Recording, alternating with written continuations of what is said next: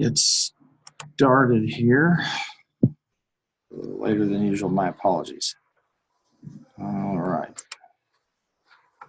And then let me grab my textbooks.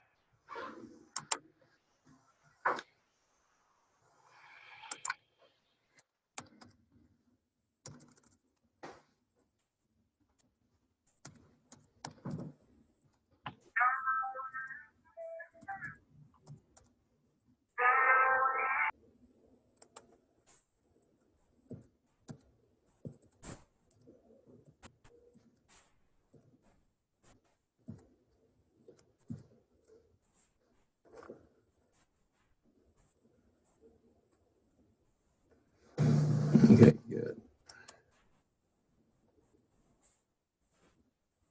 Okay, I'll get us started here, and my apologies about being just a hair late. We've got, I want to kind of make sure that we're all up to snuff on what's going on here. We're in the module 4. However, there is, and we'll look over here at 3. There's one of the cases here, and well, let me close off 3 because this let's see if we've got it.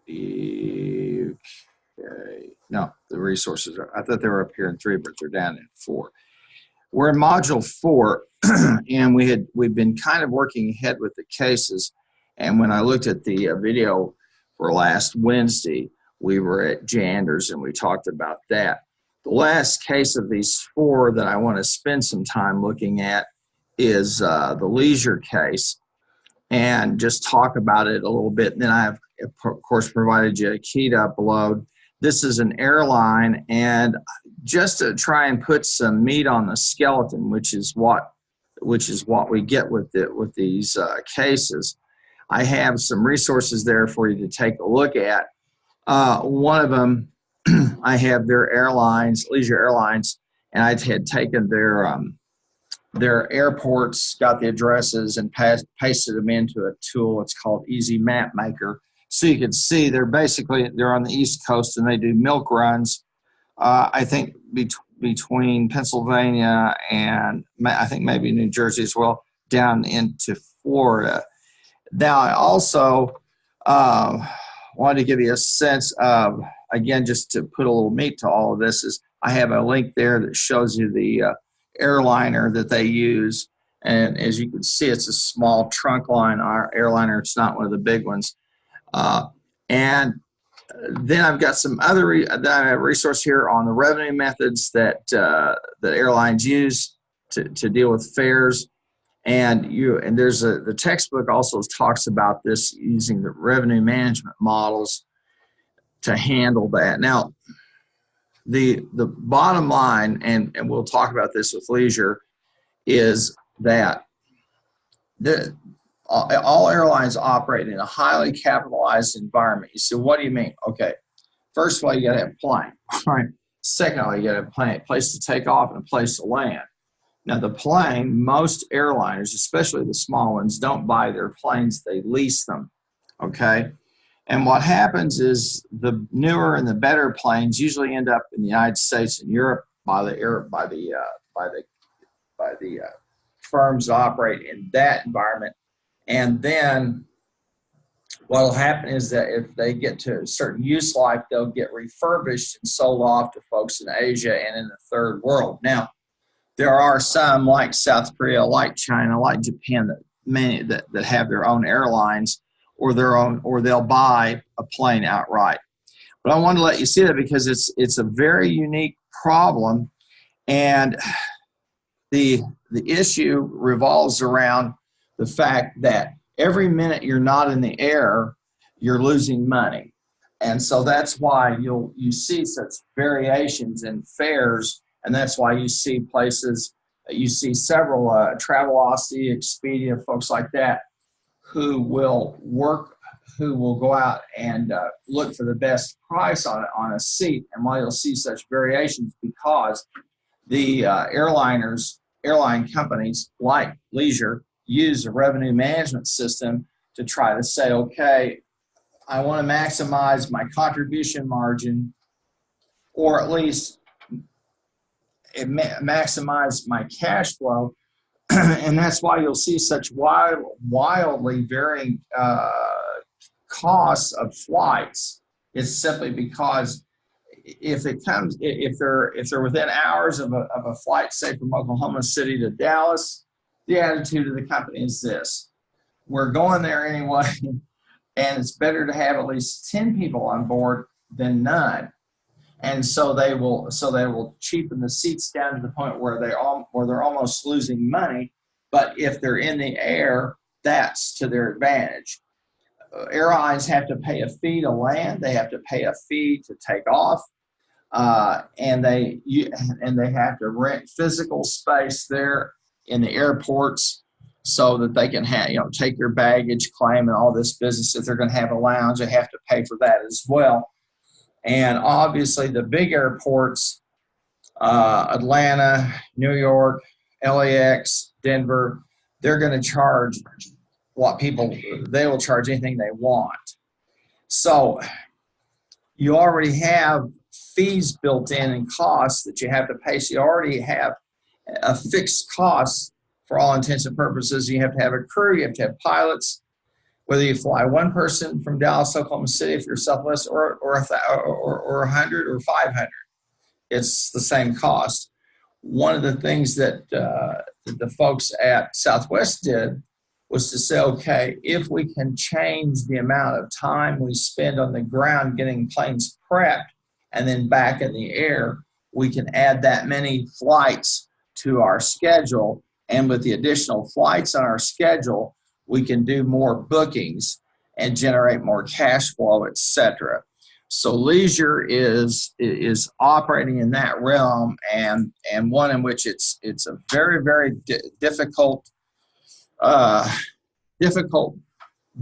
industry in which to make lots of money. And Southwest did very well flying and stayed in a good shape in terms of not buying into what they call the hub and spoke system. The hub and spoke system is if you fly American, you fly to Dallas, and then if you're United, you fly to Chicago. Delta, you end up in Atlanta, and then however they spoke you off over to whatever secondary destination.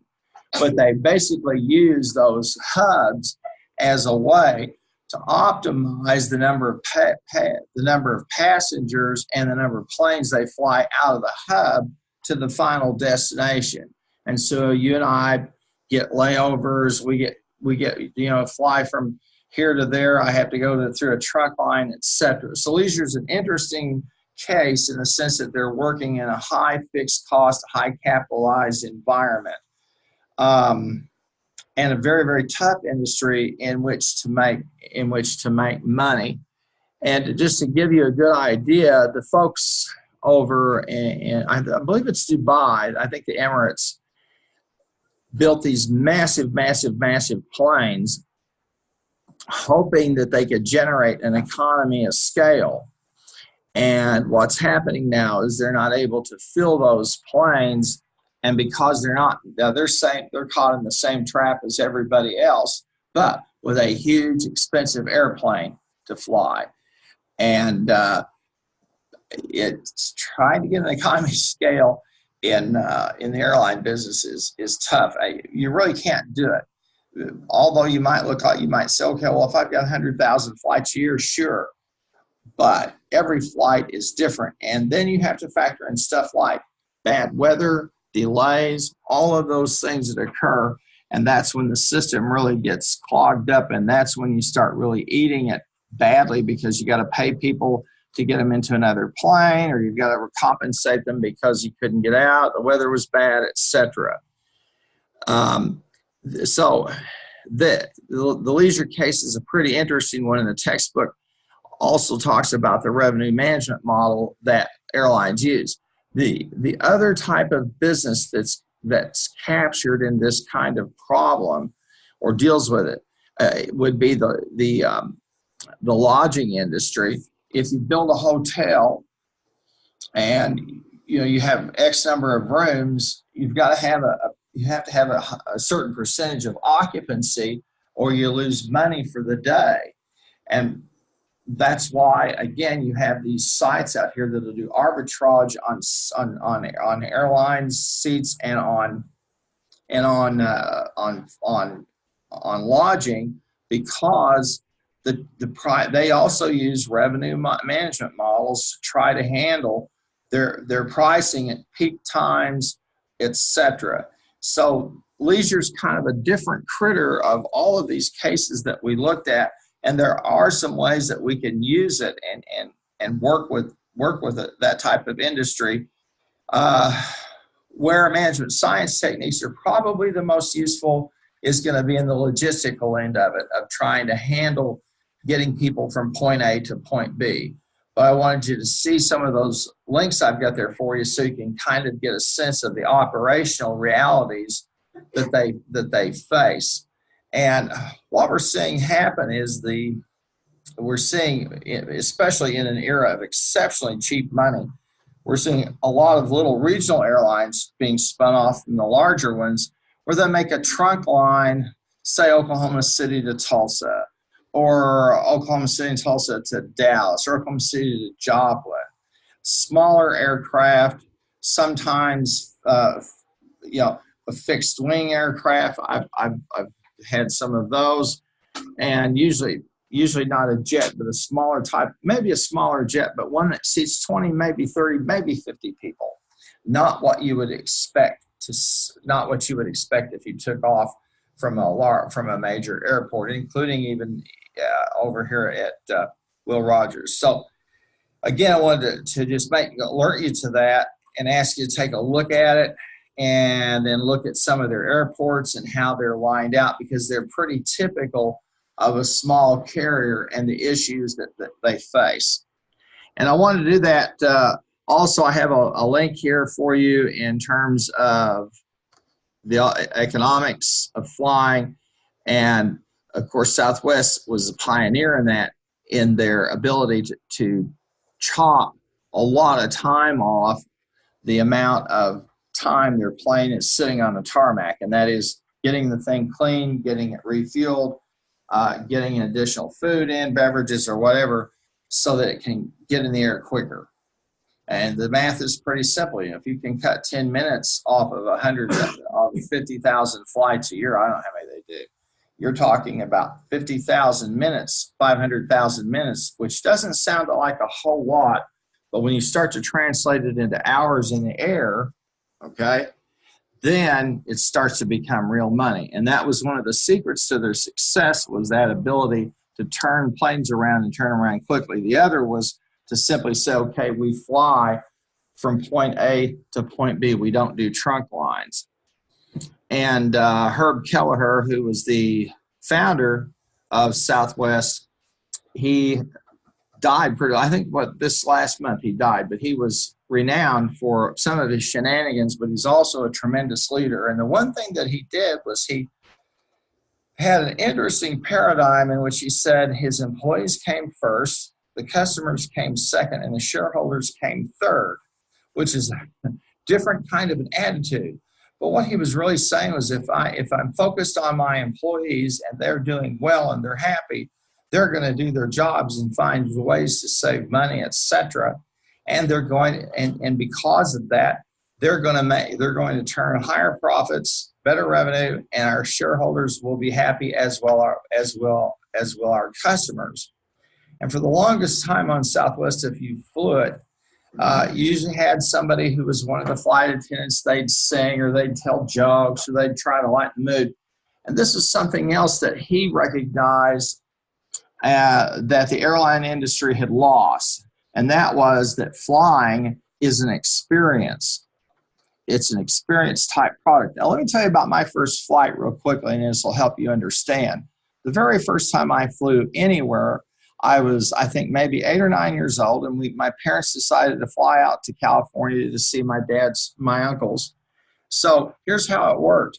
The folks out at Will Rogers sent a man in a car to pick up our bags.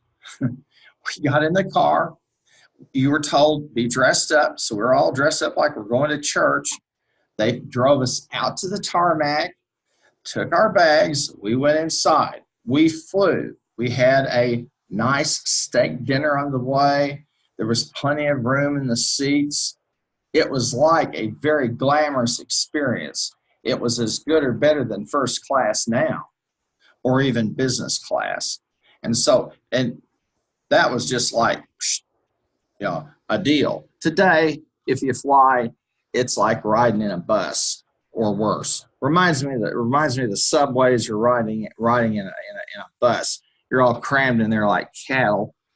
And if you're flying anywhere of any distance and you want to go business or you want to go first class, the differential is just off the roof.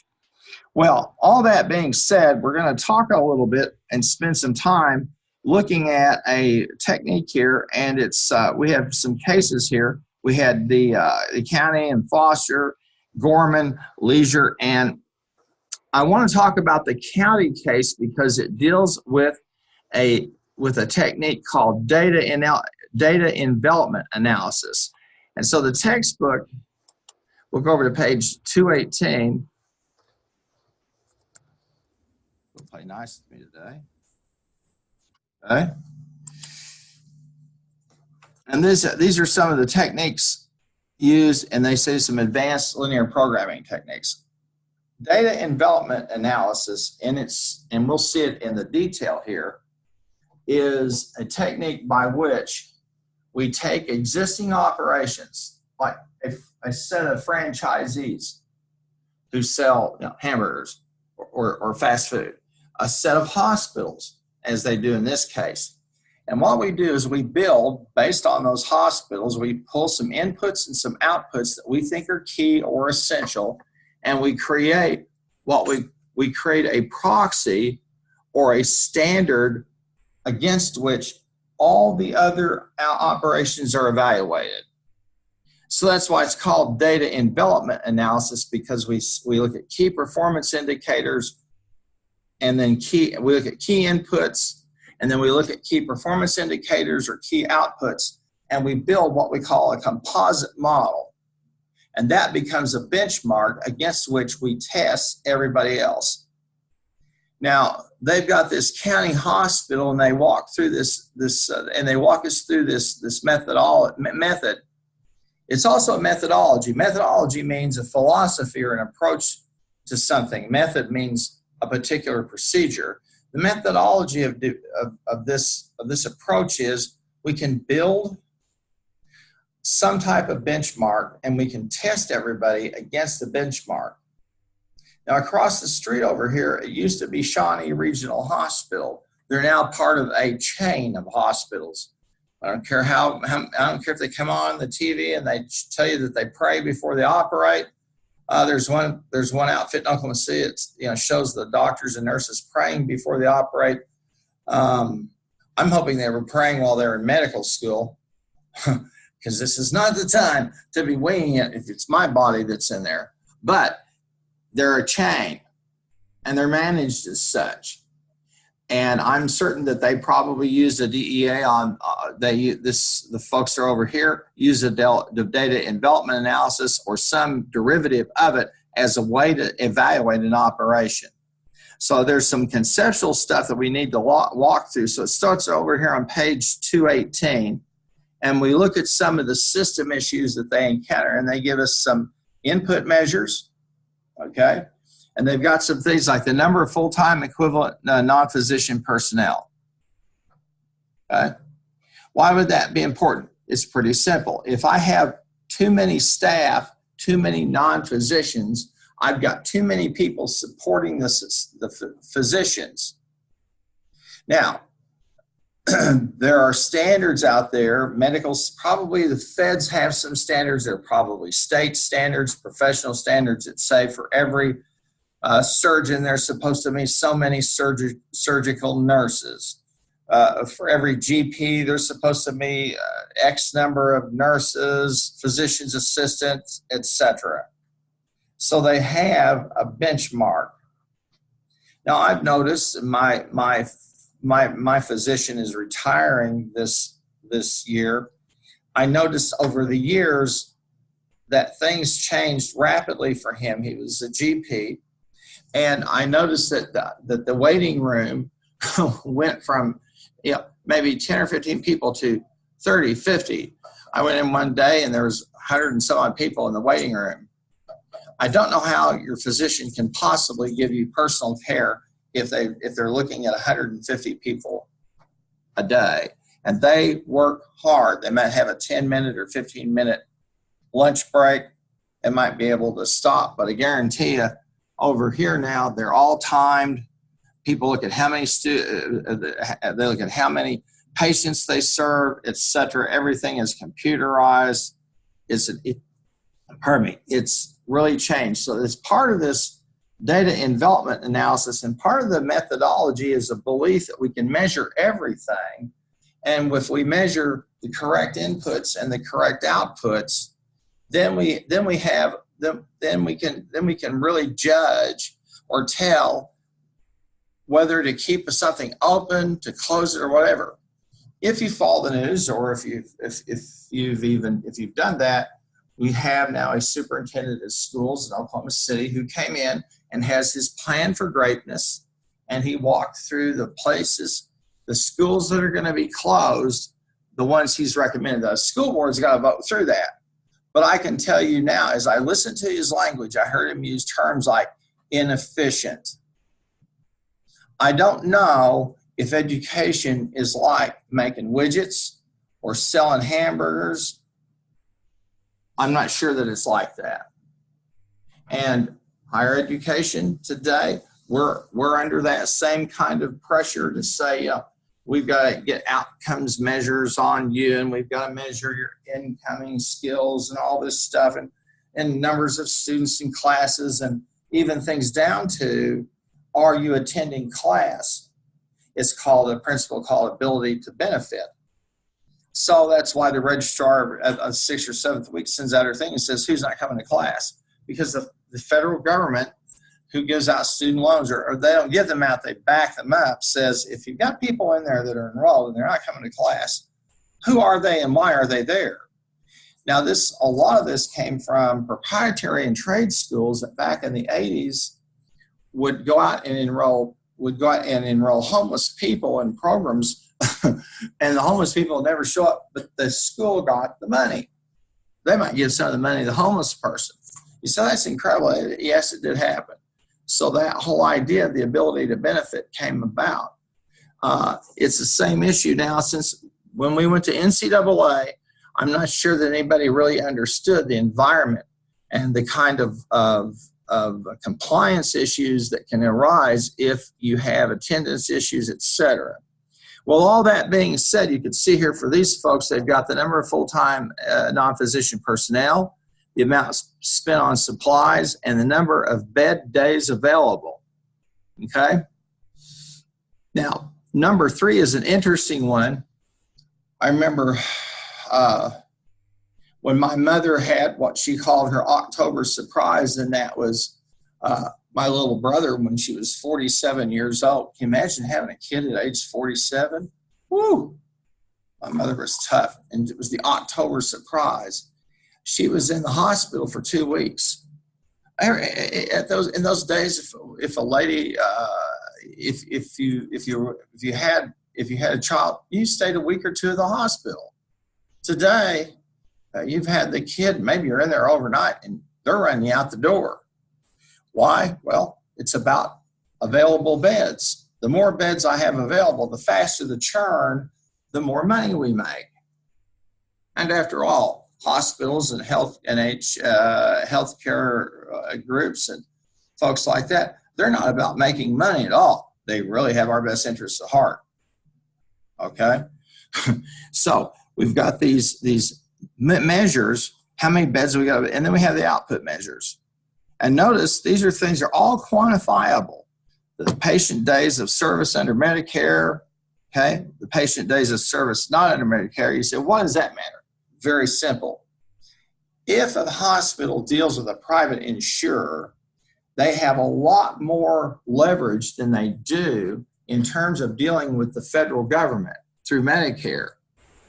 The federal government through Medicare deals with claims very, very differently. a greater amount of data is needed, and they pay less. Okay. Now, the last 9 months, my mother was alive. And my mom was in old people's land, Arizona. She had insurance, she had assets, all that got turned into a foundation when she went into the home. She had Arizona primary care, all of that stuff. And my siblings and I were paying $5,000 a month to keep her in ICU, an intensive care room. $5,000 a month. When the day came and the doctor said she's just a vegetable, and we had to make a hard decision: do I take her off the life support or not? I sat down with the physician, and he gave me his spiel, and we talked to her pastor, and we all had to sit and talk and pray and try to make a decision on what's best. Is that my mother in there, or is it just a body? Okay. And pulling the plug is not something you do lightly. You better make sure, if you do that person has the best of knowledge, has no reasonable possibility of recovery. So when we made the decision afterwards, I sat down with the physician and I said, I'm just curious. I'd like to know, how much was this costing everybody, us, the taxpayers, insurance? He said, your mom's bill is about $2 million a month. That's a lot of money. So hospitals, they're very sensitive to, are you Medicare or not Medicare? And private physicians out there often will not accept Medicare patients because they don't want to deal with the government paperwork. They don't want to deal with the government basically negotiating with them. They want to send it to insurance, and maybe the insurance people will give them the right number to put in so they get paid. And then we all pay insurance in, and away we go. Number of nurses trained. One of the things hospitals do is they train nurses and interns. They provide also a workstation for people who are doctors to be interns. The way we do things here in business is in getting you a professional degree in business is interesting. If we did it like a medical school, you'd take 4 years of school and we'd put you out for a year or two working for a business. And if they didn't think you were cutting mustard and you didn't know what you ought to do, or you weren't functioning well, or et cetera, they'd probably say, you gotta go back some more training. They just wouldn't accept your transcript. Now, what happens with you when you get hired is you either perform or you don't. If you do, you're kept and you might advance, et cetera. But if you don't, then at some point you and that company will part ways. But the hospitals, they provide these training facilities and opportunities because they need to have a supply of nurses and doctors. Make sense?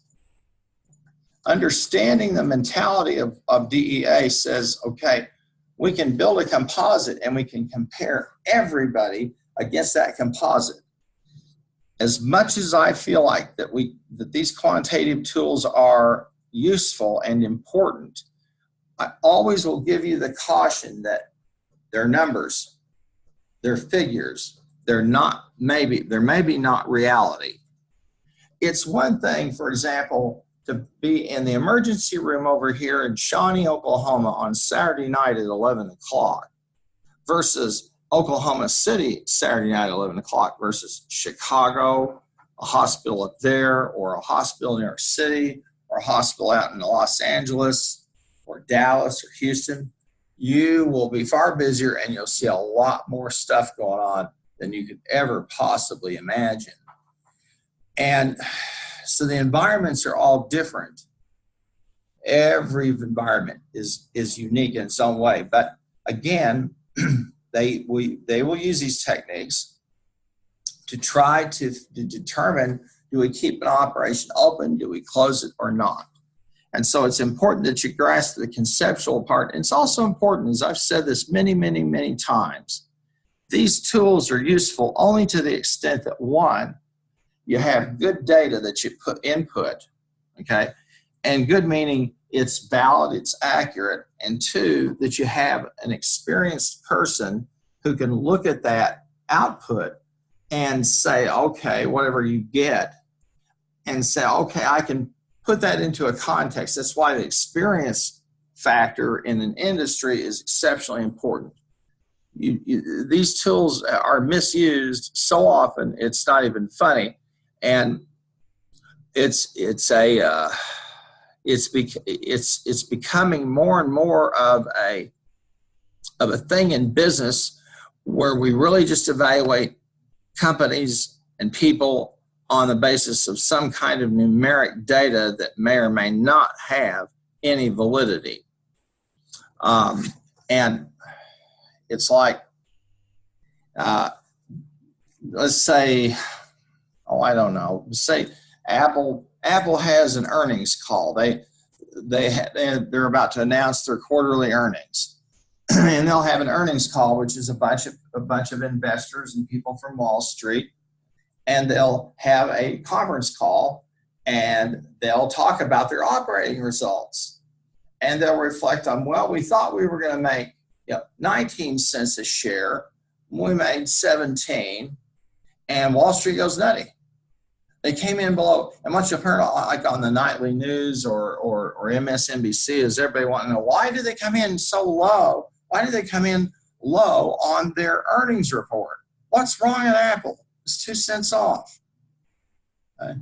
I've seen where the business news will just absolutely skewer a company. Although they exceeded their estimates, it wasn't what people thought they should do. Okay? Don't be beguiled by Wall Street and all that stuff. Those algorithms were created by people. Those people, if you see them on MSNBC or anyway, they're the traders, the people with the smocks on, and they got the computers and all that. They're human beings. Okay? They're investors. And they get up in the morning and they put on their pants like the rest of us. Now, they've got some experience, but they're still making a guess. All stock markets are based on an expectation of anticipated results that may or may not come true, which is why all the investment firms that try to get you to give them their money will say, past results are not guaranteed, blah, blah, blah, and they'll trail off with this long qualifier for you. So while I'm someone who believes in these techniques and thinks they're important, at the same time, you better make sure you know what you're doing when you use them. Okay, now they're going to give us an overview of that approach, and they walk through some annual resources consumed by these, or inputs consumed by the 4 hospitals, and that's table 5.1 over in page 219. You'll notice that they've got these 4 hospitals: general, university, county, and state. So what they do with data, and what we do with DEA, or the data development analysis, is to build a composite. This is not much different than, let's say you take your annual sales for 25 years and you compute some summary statistics. You get the average, the mean, maybe the median, you get the average, the median. You might look to see, you compute the standard deviation, you'd compute the range, you'd look at some measures of variability, okay, and look at them and try. You might even do a coefficient variation, which is the standard deviation divided by the average or the mean. Then you have some composite data that you can try to evaluate. All right. When you take statistics, I hope that those who taught you were telling you the statistics is based on probability. Okay, so-called Gaussian distribution, or the so-called bell curve, is based on some assumptions about probability. The probability that about 2/3 of all occurrences, data points created by some phenomena, are within -1 or +1 standard deviations. That's the assumption. It's probabilistic in its nature. If we have a so-called, quote, normal population of scores, or a so-called normal sample, it's guesswork. It's assuming that the past is a prelude to the future. which it may or may not be. So when you use these, be cautious. Or if you see them used as you're working for someone, remember what they are. And if you look there on page, you ought to have your book with you. And if you have page 219, you'll see at that very first top of the paragraph, they say a hypothetical composite. What's a hypothetical composite? Well, it's a statistical artifice. That's all it is. Okay? It's just something we created out of numbers, right? Now, I'm a baseball fan, so you know I'm a statistics junkie. All right. Now, I can take the lifetime statistics of Cy Young versus the lifetime statistics of, I don't know, any great major league pitcher you'd want that's in the Hall of Fame. And Cy Young is going to look pretty good in terms of innings pitched, completed games. Why is that? Simple. In that so-called dead ball era, where baseball, the offensive part of baseball was more about let's hit singles and move the runner, you didn't have relievers. Cy Young started that day and Cy Young finished that day. There was no middle reliever, no closer, none of any of that. And the hitting was different. People would hit singles. Ty Cobb was the great person of the greatest ball player of the 19th century, and he hated Babe Ruth because he thought Babe Ruth was really not a bogus ball player because all the Babe did was hit home runs. He forgot that Babe Ruth also, for the longest time, had the lowest ERA for any World Series pitcher ever when he pitched for the Boston Red Sox, and he was a pitcher when he started his career. So we go through all these machinations. If you're an NBA fan, you see the analytics taking over there. And all the graphics, if you're a college football fan or NFL football fan, or any sport, you see all these analytics that are nice and that are useful, but in the end, they may not really give you a summary of what's going on. For example, if you had taken, let's take the last year in the Heisman race between Kyler Murray and the kid that was at Alabama. Kyler Murray built those statistics usually on 4 quarters where OU was beating someone 73-70 or something like that. The kid at Alabama was usually pulled in the middle of the second quarter. He might get to the third quarter when they were already 30 points behind.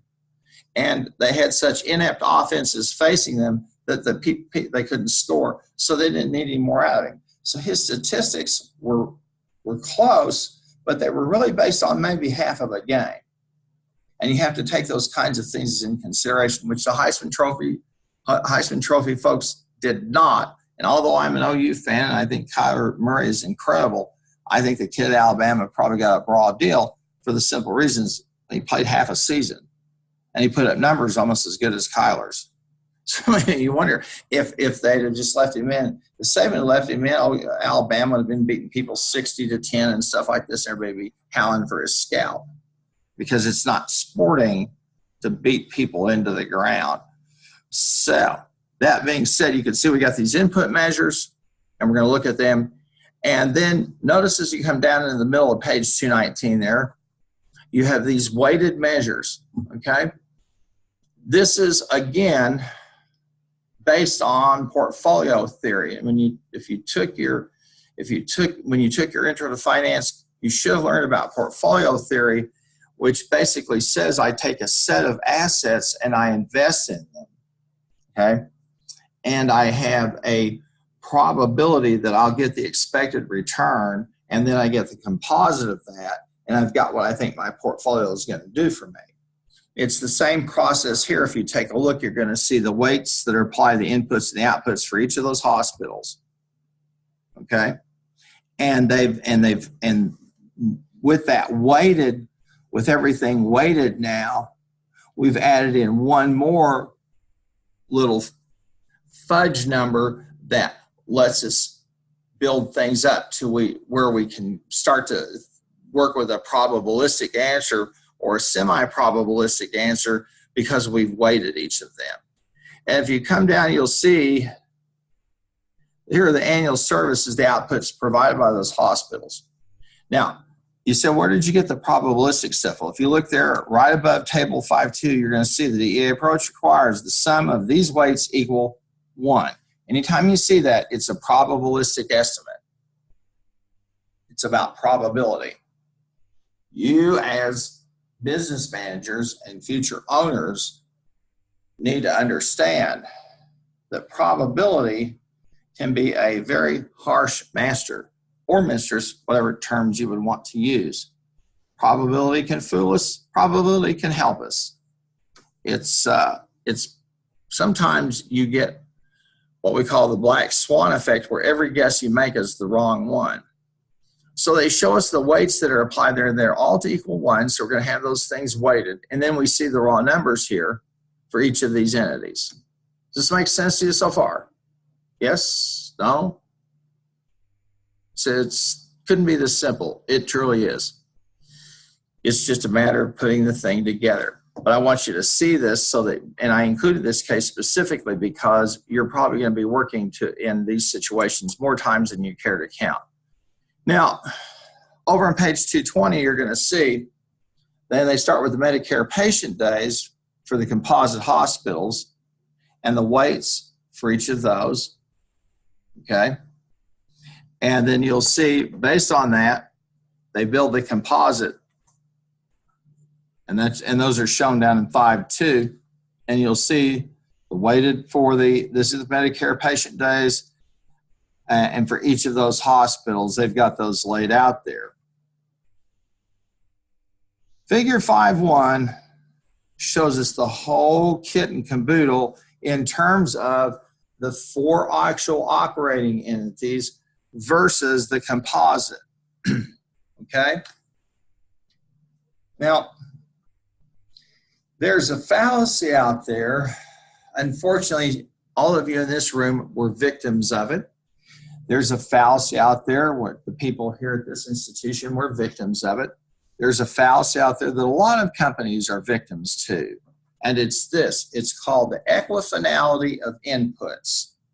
A belief that the same inputs into one system will render the same output in another similar system. You say, what are you talking about? Let me give you some legislation you lived through. Anybody remember No Child Left Behind? Hear about that one? What did that say? What did that mean? No child will be left behind. Sounds great. You put it in practice, though, and how do you find out if who's being left behind? What do they do? How many of you took 1 or 2 standardized tests each year in school? Raise your hand. 3? 4? So as you were homeschooled, maybe you missed some of that. When I was growing up, we had what was called the Iowa Achievement Test. You took it in 1st grade, 3rd grade, 5th grade. And then from 7th grade on, I was taking the ACT and the SAT as a junior high and a high schooler. All of this on the presumption that we can figure out who's being served well. And now you have school districts getting grade cards. The state of Oklahoma says you get an A, you get a B, you get a C. Now my hunch would be that if you really sat down and looked at those grade cards, I'll bet you that if you took a look at everybody that got an A and a B, and you went and you looked at the median income and property values for those that got an A and B, I bet they're pretty high. And I bet the ones that got C's and D's that were told you better improve probably were in some areas that economically we were not as well off. And there have been reports like that churned out across the country over the past 20 years, and it's like the powers that be, I'm not sure they hear that. When a kid comes to school hungry, they don't learn. They can't. They're going to end up, if they're too hungry, they'll end up developmentally delayed. If you'd like to know what hunger does to people, you can look at North Korea. North Korea has the hungriest people on earth, And because people are so malnourished, they have the smallest people on Earth. While in planet Earth, everybody's getting taller and fatter. In North Korea, everybody's getting shorter and skinnier because they don't eat. They don't have food. They can't feed themselves. Okay? Kim Jong-un, he's part of the modern world. He's looking good. He's got some fat on him, but you feed him or he'll put you in front of an aircraft gun and fire you up. So if you're the supreme dictator, you eat well. Everyone else, take what you can get. People out in the countrysides, they starve. So environments have a lot to do with this. You'll notice we haven't crunched any numbers, done any of that stuff. We've just tried to look at the philosophy that's behind this. And this is, here in figure 5.1 shows us these composites, the sources of the composite, okay? And so we've weighted these factors. And notice, like, for example, on the Medicare, general is represented by 48.14, et cetera.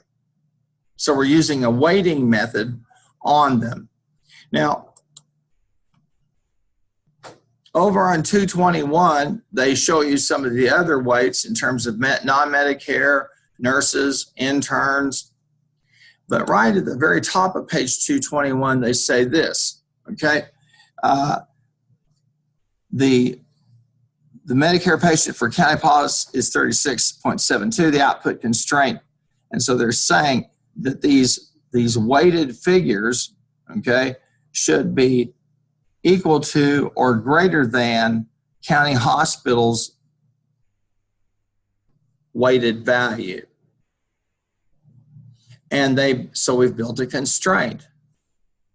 And the same thing with non-Medicare, nurses, interns, and so you can see the inputs for the composite hospital, and we're going to compare them versus the inputs and outputs for county versus the composite. And that's what we're doing here. Now, like I said before, I'm a baseball freak, and so I'm a stats junkie. And Moneyball is one of my favorite movies and one of my favorite books, and I think it's incredible. And the analytics are useful, but they have a limit. They certainly have a limit. But the one scene in that show, in that movie Moneyball, where you have the scouts sitting around the table, they literally would sit around the table and go, well, his name sounds like a ball player. Jack Armstrong. Yeah, it sounds like a ball player. He looks like a ball player. He's big, he's muscular. Okay. He may not run very fast 40, but he looks like a baseball player. My favorite teams are the Cardinals and the Yankees. You can hate me if you wish. Go ahead. I'm used to it. But 38 world championships, it's nothing to snuff at.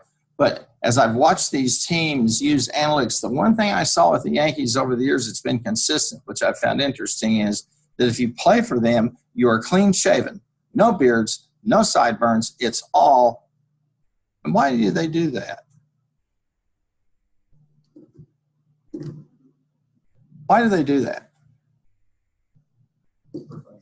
It's professional in their mind, and it's indoctrinating people. Now, the last World Championship team was last World Series is won by a bunch of guys that, I don't know. If I was a barber, you'd go broke with those guys. Yeah, 90% of them have beards and their hair, a few of them hair to their shoulders and this stuff. So does it really matter? I don't know. It's an image thing that they have. Maybe it's an intangible. I don't know. It used to be that, it would, and when they were good, people would just see the pinstripes and they'd follow. Not anymore, okay? Because they've not been that good. The Red Sox, though, that's another story. And the Cubs, another one of those made up of a bunch of misfits and people that, have grooming issues. So, it's hard when you try to quantify some of this stuff. And again, now we look at this and we've got the composite inputs.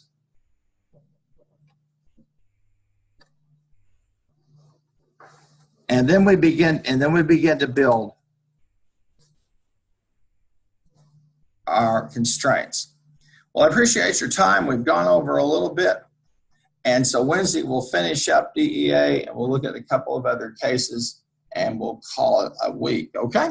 Anybody have a question? If not, I'll let you go. Thank you for your time, folks. We're done.